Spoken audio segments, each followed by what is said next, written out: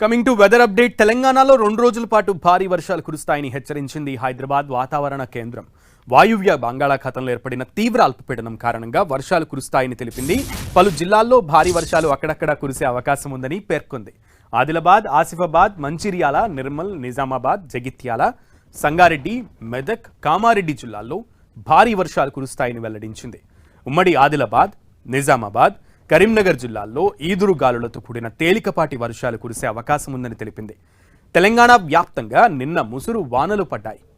కామారెడ్డి జిల్లా బిక్నూరులో అత్యధికంగా 5.9 సెంటీమీటర్ల వర్షపాతం నమోదైంది. ములుగు జిల్లా మల్లంపల్లిలో 5.6, సిద్దిపేట జిల్లా కొండపాకలో 5.4, కామారెడ్డి జిల్లా లింగంపేటలో 5 సెంటీమీటర్ల వర్షపాతం నమోదైంది. హైదరాబాద్లోని పలు ప్రాంతాల్లోనూ పొద్దంతా కూడా ముసురు పడింది. కామారెడ్డి జిల్లాలో 2 రోజులుగా విస్తారంగా వానలు పడుతున్నాయి. కాళేశ్వరం ప్రాజెక్టులో భాగమైన మేడిగడ్డ బ్యారేజీకి వరద నీరు పోటెత్తుతోంది. ఎగువన ఉన్న మహారాష్ట్రలో వర్షాలు విస్తారంగా కురుస్తుండటంతో వరద ప్రవాహం క్రమంగా పెరుగుతూ వస్తోంది.